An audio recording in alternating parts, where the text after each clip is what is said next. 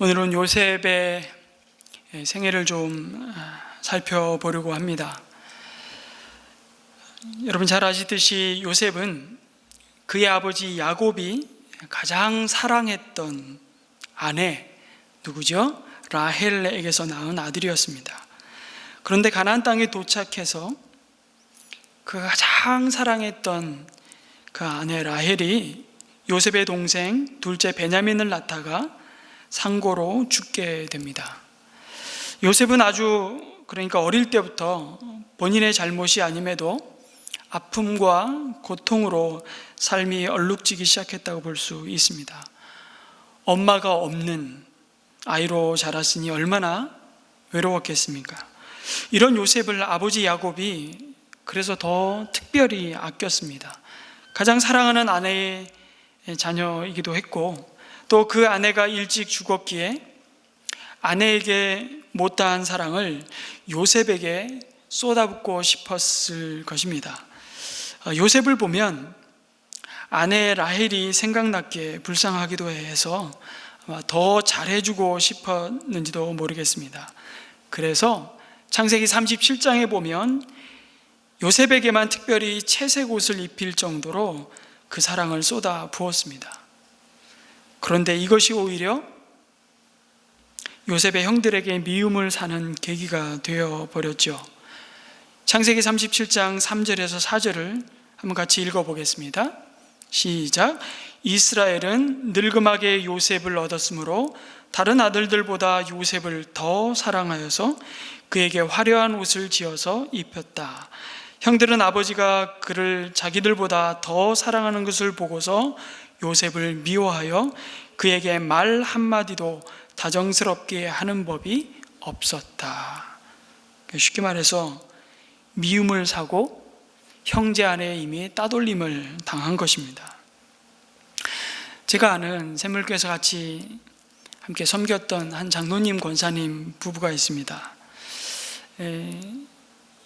이 장로님 권사님 부부에게 참 50이 넘으셔서 늦둥이 딸을 하나님이 주셔서 갖게 되셨는데, 큰 오빠는 12살 차이가 나고 둘째 오빠하고는 9살 차이가 날 때였습니다. 늦둥이 딸이 막 걷기 시작할 무렵에 자꾸만 둘째 오빠가 이 막내딸 뒤통수를 자꾸 오고 가면서 툭툭 치더랍니다. 처음에는 장난이지 했는데 나중에 보니까 아주 감정을 실어서 애가 울 정도로 때린 것입니다. 그래서 이 권사님 너무 화가 나서 둘째를 불러 야단을 쳤습니다. 그 둘째가 엄마를 빤히 올려다보면서 뭐라고 했는지 아십니까? 엄마, 내가 뭐가 부족해서 저 애를 낳았냐고. 내가 엄마 아빠를 충분히 기쁘게 해드릴 수 있는데 왜 저의 애를 낳아서 나를 힘들게 하냐고 하더랍니다. 굉장히 좀 충격받으셨을 것 같아요. 여러분, 요셉은요 특히나 배다른 동생이었습니다. 형들의 입장에서 보면 야곱이 2명의 아내를 얻었고요, 그 2명의 아내의 또 여종으로부터 얻은 자식이 아들만 12이었으니까 딸이 하나 있었습니다.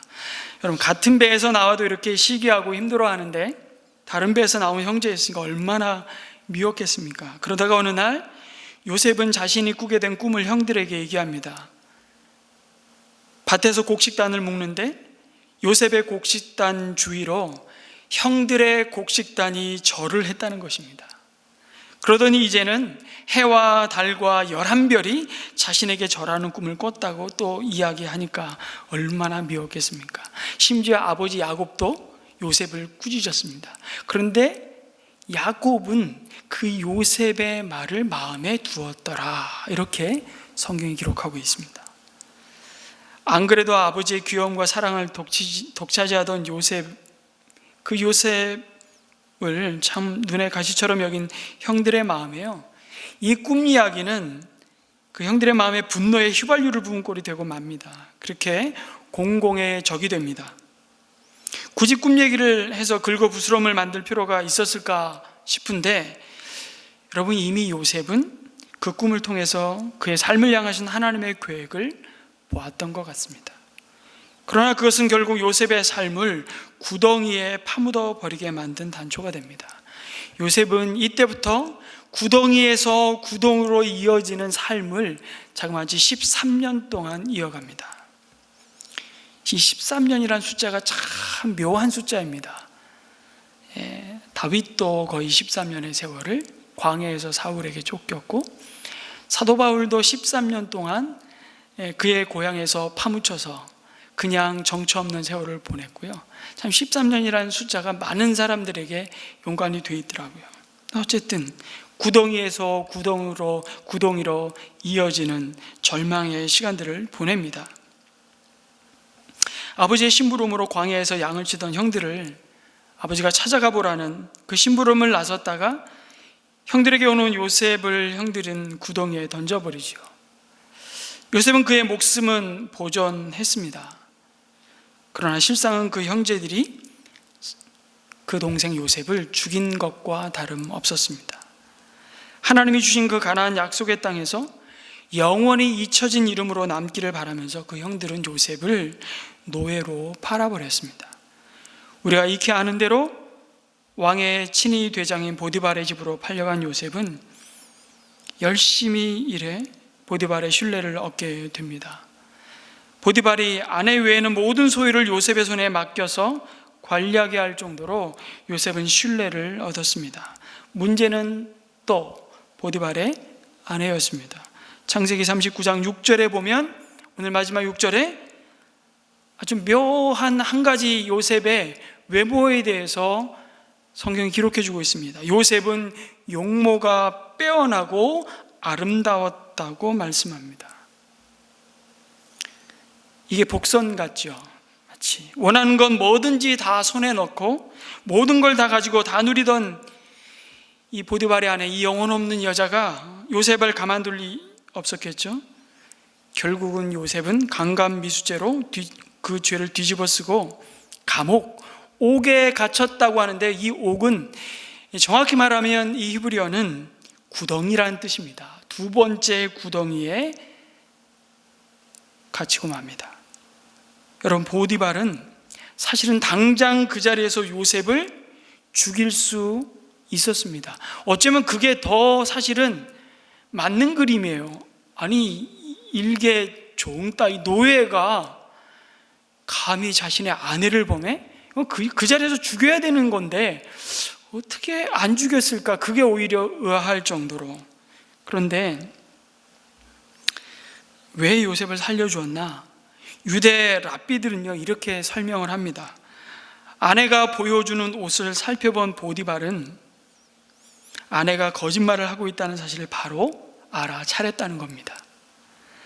그녀 말대로라면 요셉의 옷은 앞에서 찢어져 있어야 했는데, 그런데 뒤에서 찢어져 있었습니다. 도망가는 요셉을 도망가지 못하도록 뒤에서 붙잡다가 옷이 벗겨졌기 때문입니다. 보디발은 그녀가 무슨 짓을 했는지 바로 눈치챘지만 내색할 수 없었습니다. 사실대로 밝히면 집안 망신에 자기 체면도 말이 아니었기 때문이었겠죠. 그래서 그는 모든 것을 묻어두기로 하고, 이미 보디발은 봤잖아요. 그 하나님이 그와 함께 하심으로 형통한 것이 무엇인지를 보디발의 눈에도 그것이 보였다고 성경이 말씀할 만큼 요셉을 차마 죽일 수가 없었던 것입니다. 그래서 요셉을 자신의 감옥에 가두는 그 선에서 일을 마무리한 것입니다. 아주 개연성 있는 상상입니다. 이렇게 고난에서 고난으로 이어지는 요셉의 삶은 누가 봐도 저주받은 인생처럼 보입니다. 적어도 겉으로 드러난 그의 처지를 생각한다면 우리는 그에게서 희망이라는 흔적을 눈꽃만큼도 찾아볼 수 없습니다. 그런데 그 요셉을 하나님은 어떻게 소개합니까? 2절을 다시 읽습니다. 여호와께서 요셉과 함께 하심으로 그가 형통한 자가 되어 그 주인 애굽 사람의 집에 있으니. 형통이라는 말을 입 밖에도 낼 수 없을 것 같은데 성경은 조금 더 주저함 없이 요셉을 형통한 자라고 딱 잘라 말합니다. 그것도 수차례 반복합니다. 3절에서도, 그 다음에 23절에서도, 형통이라는 단어를 쓰고 있죠. 우리가 여러분 이 표현을 이렇게 이해하면 되겠습니까? 우리는 요셉의 생애, 그 스토리의 결말을 이미 알고 있습니다. 그래서 그의 형통을 그럼 그렇지, 그렇게 말하고 이해하면 될까요? 절대로 그렇지 않습니다. 왜요? 하나님이 형통을 그렇게 설명하지 않으시기 때문입니다. 그래서 우리는 창세기 39장에서 꼭 던져야 할 한 가지 질문과 답변이 있습니다. 그것은 누가 진정 형통한 자인가? 이 질문에 대한 대답입니다. 우리는 하나님이 말씀하시고 약속하시는 형통이 무엇인지 잘 해석해야 합니다. 요셉의 삶을 통해 하나님이 형통한 삶을 어떻게 설명하고 계시죠? 하나님이 요셉과 함께 하심으로 그가 형통한 자가 되었다고 말씀합니다. 하나님이 함께 하신다는 것은요, 하나님이 그의 인생의 모든 자원이 되시고 모든 기회가 되신다는 것입니다. 그러니까 정말 색동옷, 채색 옷을 입히고 그 아비 야곱에게 그토록 사랑받던 자리에서 지금 노예로 팔려와 고통의 자리로 주저앉아 있지만, 더 나아가 거룩히 살기를 원한 것이 오히려 화근이 되어 감옥의 자리에 곤두박질 있는 요셉이었지만, 그 자리에 하나님이 함께 하시기에 그곳은 형통의 자리였습니다. 여러분, 그래서 형통이라는 것은 고통의 면제가 아니라 그 고통 속에서도 하나님이 함께 하시고 그 고난 후에 하나님의 능력과 영광이 임하는 것을 보는 삶입니다. 여러분, 이 형통이라는 단어를 계속 반복해서 쓰는데 이 히브리어로 찰라흐라는 단어입니다. 이 말의 원래 뜻은 모든 막힌 것들을 뚫고 나가는 것, 강을 건너는 것, 산을 넘어가는 것, 장애물을 극복하는 것이라는 의미를 가지고 있습니다. 여러분, 강으로 막혀있지 않은 것이 아니라 가로막혀 있는 강을 건너가는 것이 형통입니다. 형통은 막힘이 없고 더 이상 내 인생의 앞길에 걸림돌이 없고 하는 일마다 잘 되고 계속 신호등은 파란불로 그냥 들어오는 그 인생이 아닙니다. 고난이 없는 것이 아니라 그 역경을 극복하고 나아가는 것입니다. 더 정확히 말씀드리면 그 이해할 수 없는 억울함과 고통의 시간을 지나갈 수 있는 힘과 은혜를 주시는 분이 하나님임을 믿는 믿음의 사람, 그 믿음이 곧 형통이라고 말씀하는 것입니다. 그것을 믿는 자, 그가 바로 형통한 자입니다. 지금 내 인생을 누가 운전하고 있느냐가 바로 우리 삶의 형통의 관건입니다. 누가 내 삶을 운전해 가고 있느냐. 여러분, 루스 우스터만이라는 캐나다 화가가 있습니다. 이 화가는요, 아주 어린 딸이 벽에다가 막 갑자기 낙서를 해대기 시작했습니다. 처음에는 화도 났습니다. 이 페인트를 다시 칠해야 되는데. 그런데 혼내지 않고 엉망으로 만들어 놓은 낙서 위에 색을 입히고 아름답고 멋있는 한 폭의 그림으로 만드는 화가였습니다. 한번 이 여류 화가의 작품을 한번 보시겠습니까? 여러분이 보는 화면의 왼쪽에 아이가 벽에다가 막 낙서해 놓은 그림도 아닌 그냥 그야말로 의미 없는 낙서입니다. 근데 거기에다 엄마가 색을 입히고 구도를 잡아서 하나의 작품으로 만들기 시작한 작품들입니다. 저 낙서에서 저런 그림이 어떻게 나올까? 아이가 점점 엄마의 그 신비한 마술가도 같은 손을 보면서 자기도 그려보겠다고 흉내를 낸 것이었는지는 모르겠지만 이런 작품이 계속 만들어집니다. 그리고 이 작품들을 유튜브에 올리기 시작했습니다. 제가 이 똑같은 경험을 남아공에서 했습니다. 저희 아이가 18개월 때 남아공 쌍둥이를 데려갔는데 벽지가 발라진 벽이 아니죠. 다 페인트를 칠해져 있는 벽입니다. 어떻게 했을까요? 칠하기 시작했습니다. 처음에는 너무 짜증이 났습니다. 나중에는 맘대로 칠해라. 내가 페인트 다시 칠하면 된다. 그리고 나올 때 억수로 돈을 많이 들여서 페인트를 다 칠해주고 왔습니다. 제가 저런 은사가 있었다면, 저런 재능이 있었다면 저도 한 폭의 그림을 그렸을 텐데, 제가 이 화가의 그림을 보면서 참 놀라웠습니다. 왜 이런 말씀을 드리나요? 사람들이요, 요셉이라는 인생의 그림을 정말 엉망진창으로 만들어 버렸습니다. 요셉의 형제들, 이스마엘 상인들, 언약의 자손이 이스마엘 상인들의 손에 의해서 팔려가는 이 기구한 운명 앞에 요셉의 삶은 누가 보아도 망가진 인생이었습니다. 보디발의 아내, 심지어 요셉이 누구인지를 뻔히 알았음에도 불구하고 그냥 옥에 가둬버리고 마는 보디발 자신조차도 요셉의 인생을 망가뜨리는 한 몫을 했던 사람들입니다. 그러나 하나님은 그들 때문에 망가진 요셉의 인생을 정말 멋있는 그림이 되도록 바꾸시는 분이셨습니다. 여러분, 요셉이 잘해서 형통했습니까? 아니면 하나님이 요셉을 형통하게 하셔서 형통해졌습니까? 대답은 후자입니다. 하나님이 요셉을 형통케 하셨습니다. 여러분, 요셉이 꿈을 꾸었습니까? 아니면 하나님이 그에게 꿈을 주셨습니까? 우린 자꾸 요셉 그러면 꿈꾸는 자, 꿈을 꾸십시오, 비전을 품으십시오 라고 얘기하지만 요셉이 꾸고 싶어서 꾸은 꿈이 아닙니다. 여러분, 하나님이 그에게 꿈을 주셨습니다. 여러분, 요셉이 노력해서 인생의 정상의 자리에 올랐습니까? 아니면 하나님이 그 자리에 올라가게 하셨습니까? 요셉이 형통한 자가 되어 잘 먹고 잘 살았습니까? 아니면 하나님이 당신의 구원 계획을 이루기 위해 요셉으로 하여금 애굽의 총리가 되게 하셨습니까?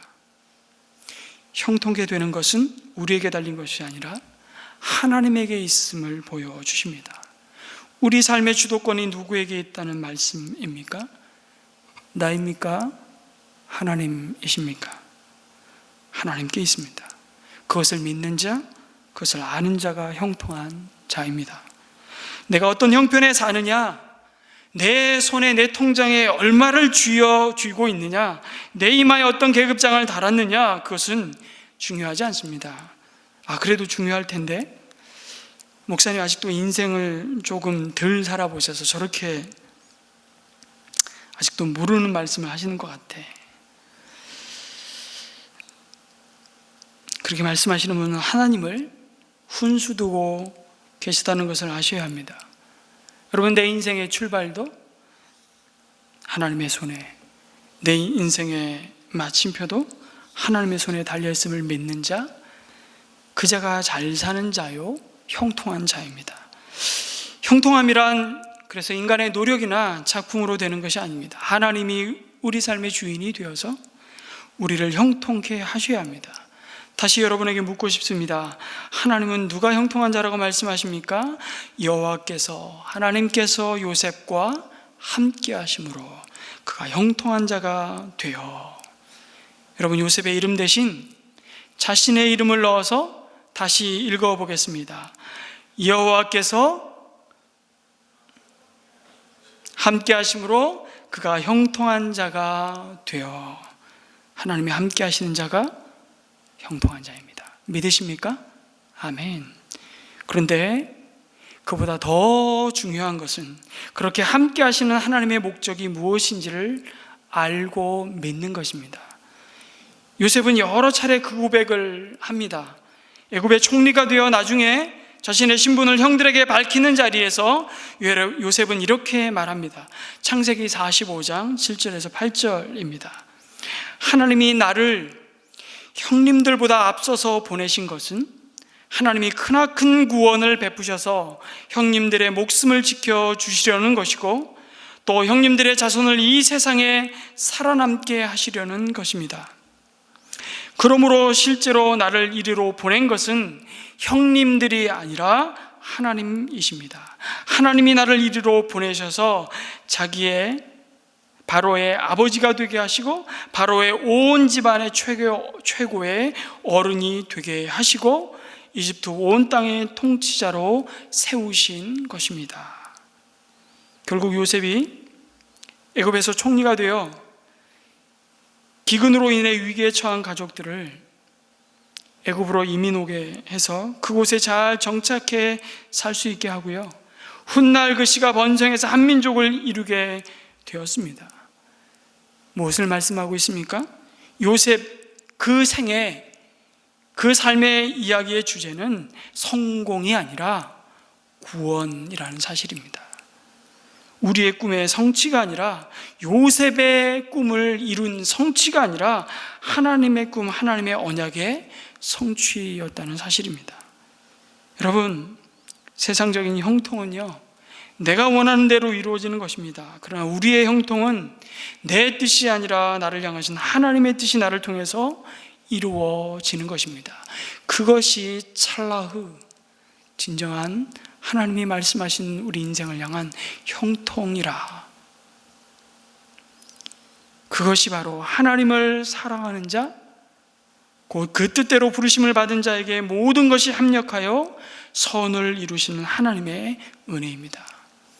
성도 여러분, 로마서 8장 28절 이 말씀을 우리가 묵상할 때마다, 이 약속의 말씀을 붙들고 기도할 때마다 모든 것이 합력해서 선을 이룬다고 하신 말씀을 이렇게 이해하는 경향이 있습니다. 이건 곤란한데요, 결국은 다 잘 될 것이다, 좋은 결과가 있을 것이다, 축복을 받게 될 것이라는 뜻으로 받아들이는 경향이 있습니다. 근데 전혀 틀리다고 말할 수는 없습니다. 그러나 선하다, 하나님이 보시기에 좋았다, 그 선은 그런 것이 아닙니다.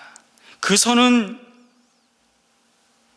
성공과 풍요와 번영, 내가 바라고 원하는 것이 아니라 곧 하나님의 뜻입니다. 그 하나님의 뜻이 곧 선입니다. 나를 향하신 하나님의 뜻이 이루어지는 것, 그것이 최고의 선입니다. 우리가 광야를 지나고 있다 할지라도 그것을 지나는 동안 우리를 향하신 하나님의 뜻과 그 섭리와 목적이 이루어진다면 우리는 그 광야 속에서도 형통한 삶을 살고 있는 것입니다. 그래서 우리는 하나님이 함께 하시면 여러분, 문제가 해결되고 참 일이 잘 풀리고 기도가 응답되고 성공하고 축복받고 시온의 대로가 열리고 놀라운 일들이 생기고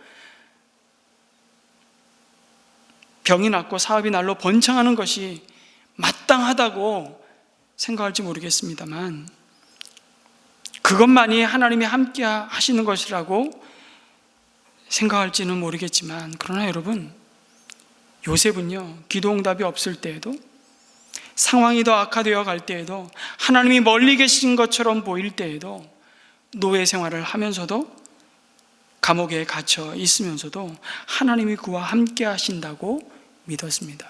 여러분, 요셉의 생애를 창세기 37장부터 50장까지 14장에 걸쳐서 기록하고 있는데요, 여러분, 요셉이 정말 가는 곳마다 꿈을 꾸었다고 생각하시죠?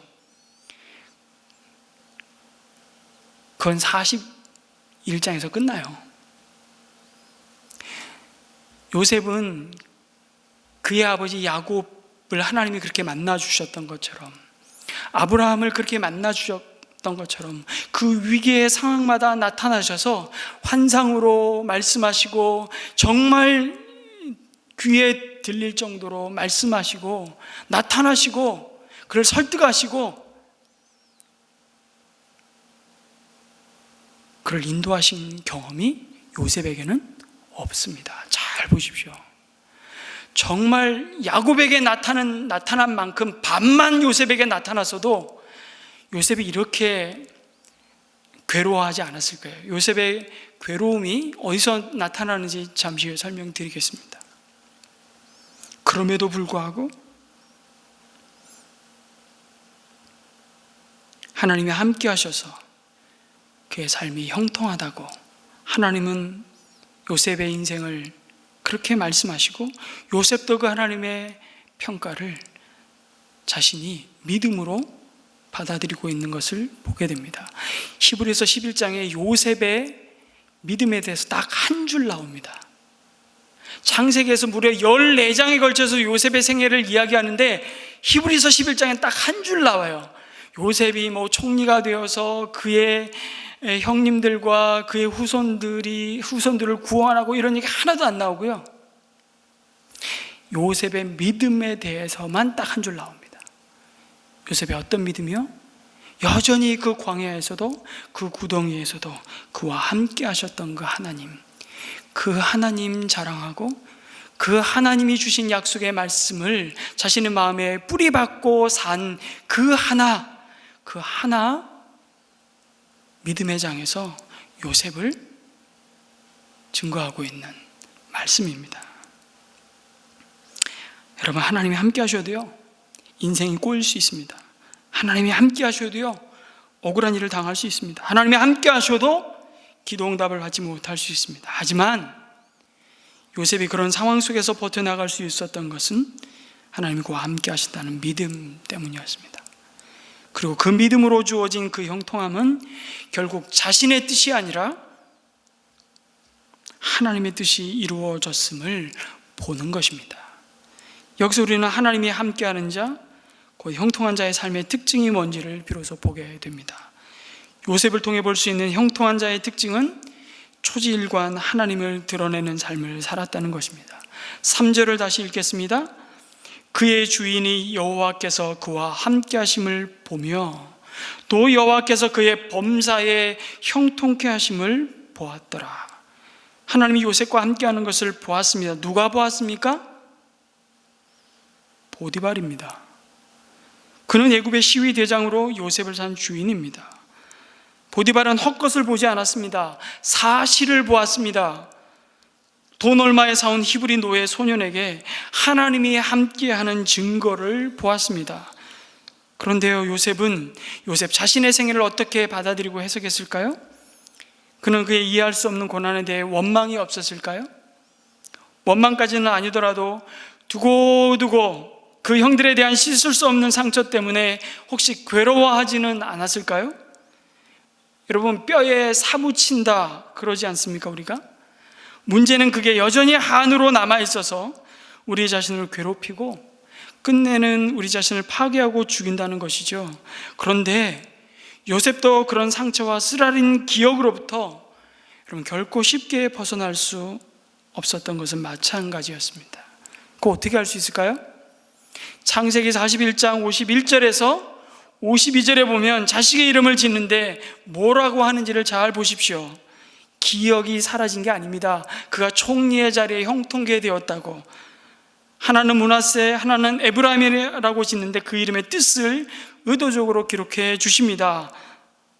요셉이 그 장자의 이름을 므낫세라 하였으니 하나님이 나로 나의 모든 고난과 나의 아버지의 온 지비를 잊어버리게 하셨다 하며,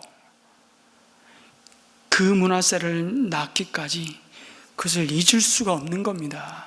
그 상처를. 여러분, 우리는 상처받아도 그 기억이 사라지지 않습니다. 하나님의 은혜와 긍휼과 사랑이 덮어서 그것이 무뎌지는 것이죠. 그 다음에 또 뭐라 그럽니까? 하나님이 나로 나의 차자의 이름을 에브라임이라 하였으니 하나님이 나로 나의 수고한 땅에서 창성하게 하셨다 함이었더라. 여러분, 요셉은 그가 애굽에서 낳은 자녀들의 이름에 하나님이 그에게 행하셨던 그 은혜를 새겨 넣었습니다. 그 자식들의 이름을 부를 때마다 그는 하나님의 은혜를 증거하며 선포하고 있는 것입니다. 아마 요셉에게도 지나온 시간들은 풀어야 할 큰 숙제였던 것 같습니다. 더군다나 그것이 하나님과의 관계에서 그를 자라가게 하고 성숙해 하는 것은 그의 선택에 달려 있었습니다. 아마 요셉도 끊임없이 불신의 질문을 던질 수 있었을 겁니다. 왜 내게? 왜 하필이면 내가 잘못한 게 뭐가 있길래 하나님이 이러시나? 도대체 이 하나님은 공평하신 거야? 도대체 이 하나님은 살아계신 거야? 이 억울한 옥살이를 하면서도 그는 수백 번, 수천 번 이 원망의 질문을 던지고도 남을 만큼 그에게는 절박한 세월들이 지나갔을 겁니다. 그럼에도 불구하고 그는 하나님을 온전히 신뢰하고 그분을 드러내는 삶을 보여줍니다. 그에게는 믿음이 있었기 때문에, 그는 하나님을 신뢰했기 때문에, 그리고 그는 자신을 향한 하나님의 계획을 신뢰하고 가는 곳마다 그 하나님을 조금도 주저함 없이 드러내었습니다. 야, 너나 잘해. 내 주제가 지금 뭔지도 모르고 그런 허튼 소리나 하고 앉았어. 이런 소리 듣기 딱 좋은 환경과 그 삶의 자리 속에서도 그는 그와 함께 하시는 하나님을 외면하지 않았습니다. 그 하나님을 자랑했습니다. 상상이 아니고요. 창세기 40장 8절에 보시면 애굽 왕의 술 맡은 자와 떡 굽는 자가 그들이 꾼 꿈을 해석할 자가 없음에 근심빛이 역력한 그때에 그들을 보고 요셉이 말합니다. 한번 같이 읽을까요? 시작. 그들이 그에게 이르되 우리가 꿈을 꾸었으나 이를 해석할 자가 없도다.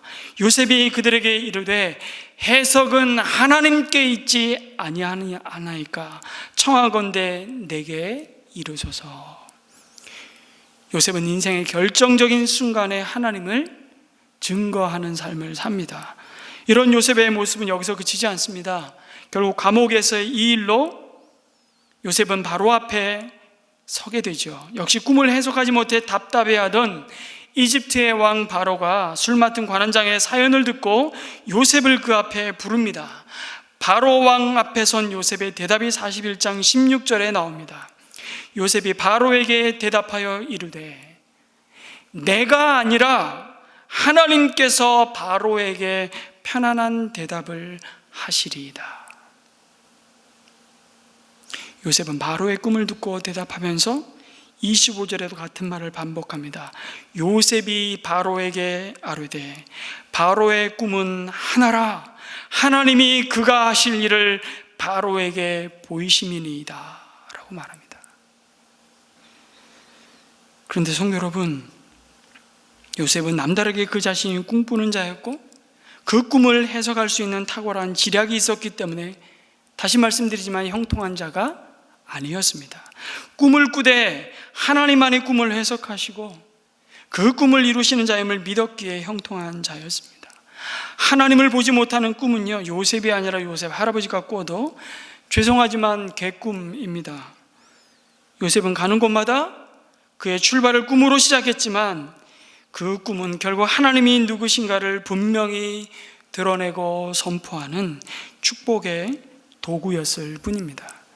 정말 중요한 것은 내가 무슨 꿈을 꾸느냐 보다 하나님이 내 인생의 핸들을 쥐고 계시다는 그 믿음과 그분께 내 삶의 핸들을 온전히 맡겨드리는 의뢰함이 있느냐는 것입니다.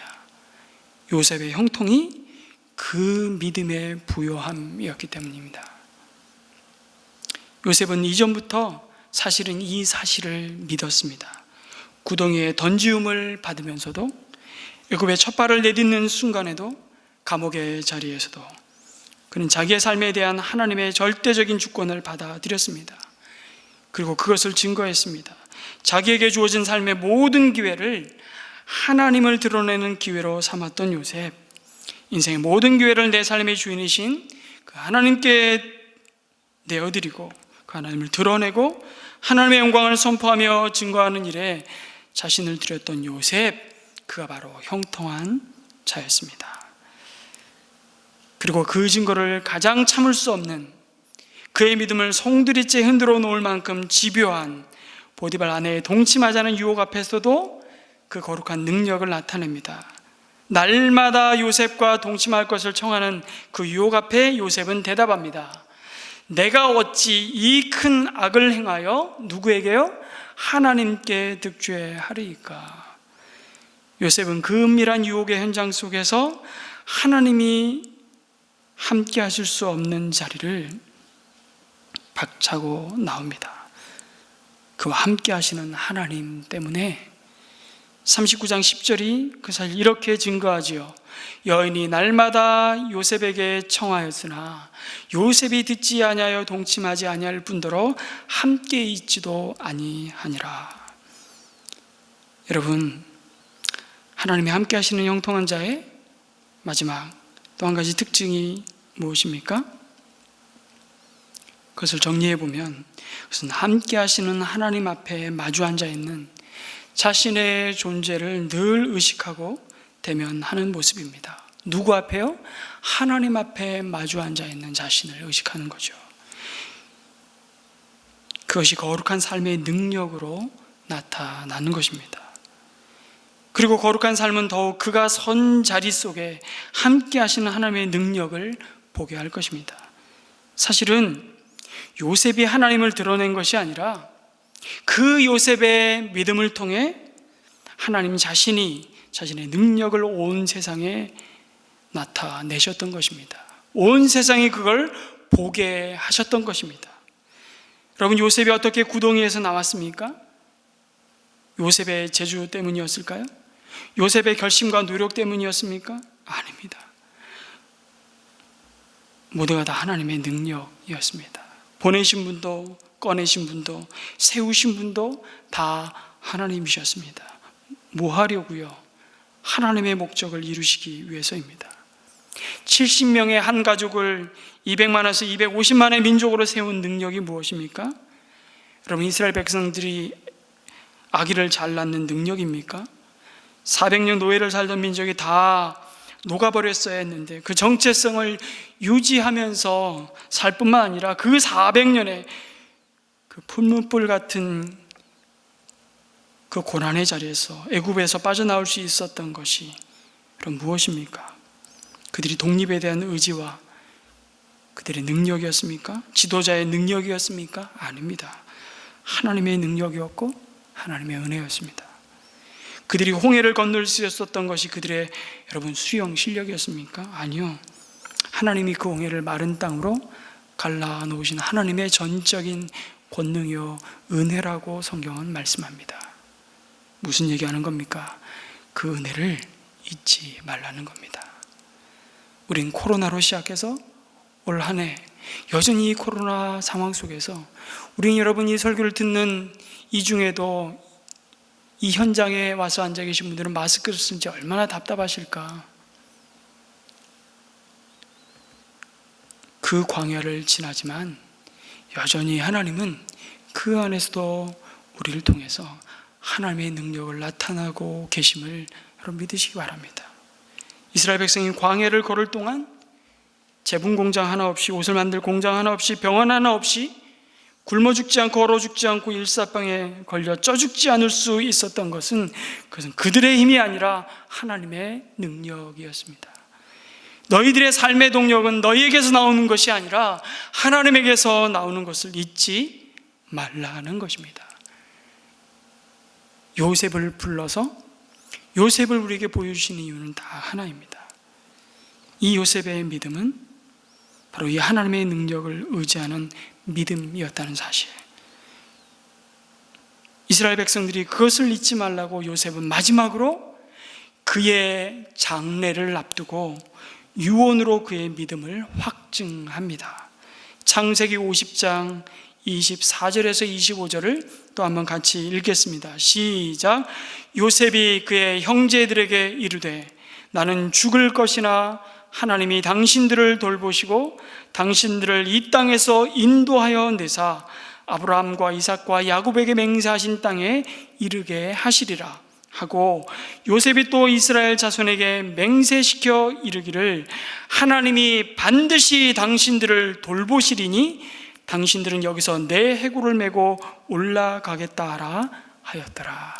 이게 요셉의 마지막 유언이었습니다. 그리고 장례가 치러집니다. 여기에 보면 어떤 표현이 반복되죠? 하나님이 당신들을 돌보신다라는 표현을 반복하고 있습니다.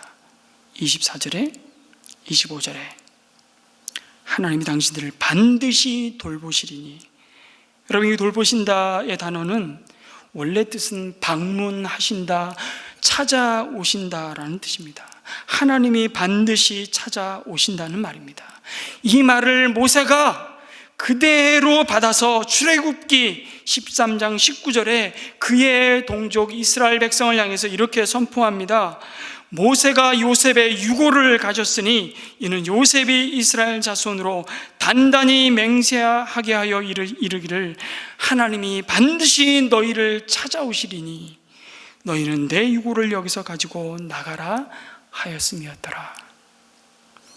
여기 하나님께 돌아갈 수 있는 길은 오직 한 가지입니다.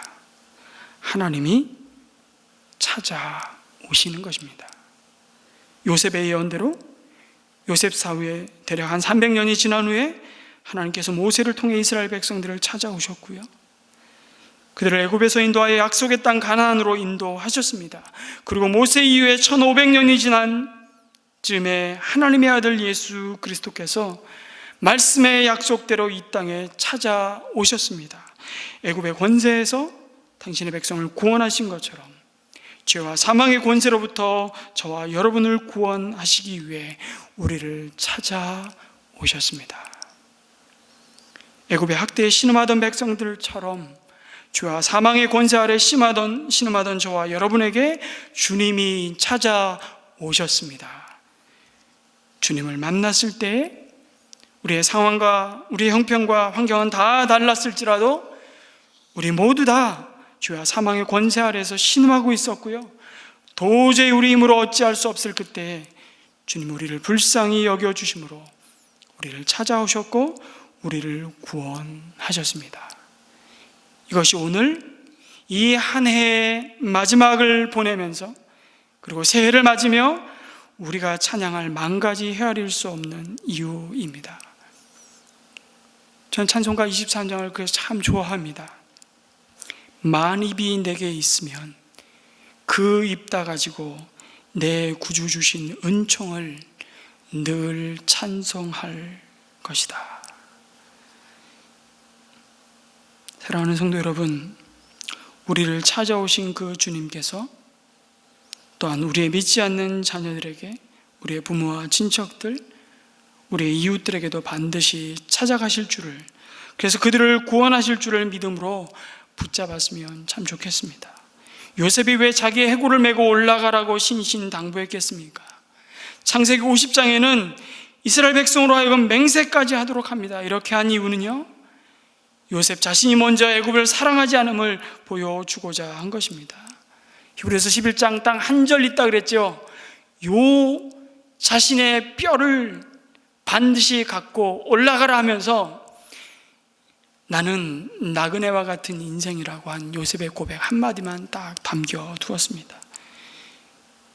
요셉이 애굽보다 하나님을 더 사랑함을, 약속의 땅을 더 사모함을 자손들에게 대도로 보여준 것입니다. 그 믿음을 보고 후손들이 애굽을 떠날 수 있었던 것이죠. 여러분, 우리도 세상보다 하나님을 더 사랑한다는 것을 우리의 자손들에게 보여주면 좋겠습니다. 내 뼈를 세상에 묻지 않고 하나님 나라에 묻는 것이 어떤 모습이 될지는 사람마다 다 다르겠지만 자녀들에게 그런 확고한 모습을 보여주는 믿음을 가졌으면 좋겠습니다. 그 믿음에서 흔들리지 않기를 2021년 더욱 우리가 소망해 보았으면 좋겠습니다. 사랑하는 성도 여러분, 말씀을 맺겠습니다. 요셉은 그와 함께 하셨던 하나님 없이는 설명할 수 없는 사람입니다. 그리고 그 사실을 요셉 자신이 누구보다도 분명하게 알고 있었습니다. 그래서 그는 가는 곳마다 그 모든 기회를 통해서 하나님을 드러냈습니다. 이것이 요셉의 형통입니다. 우리 또한 우리 삶의 주인 되신 그 하나님을 내게 주어진 모든 삶의 기회를 통해서 드러내시기를 소망하는 송구영신이 되었으면 좋겠습니다. 성도 여러분, 고난으로 인한 우리의 약함은요, 오히려 주의 강함과 위대하심을 덧입는 축복의 통로입니다. 올 한 해 너무 많은 힘에 지나도록 고난 가운데 고난의 자리를 지나가셨습니까? 그 속에서 우리 힘은 빠질 대로 빠지셨습니까? 여러분, 그 자리는 더욱 놀랍게 하나님의 능력이 증거되는 은혜의 자리가 될 것입니다. 그 자리는 언제나 사람의 이름과 지혜와 능력이 아니라 하나님의 지혜와 하나님의 생명으로 역사하는 능력이 나타날 것입니다. 하나님이 함께 하심으로 형통케 된 자 요셉이 그러한 사람이었고, 구름같이 둘러싼 허다한 믿음의 증인들이 이 사실을 우리에게 보여주었습니다. 그리고 이제 그 믿음의 증인석에 우리 모두가 함께 서 있는 2021년 신중년 한 해가 되시기를 주님의 이름으로 축원합니다. 아멘.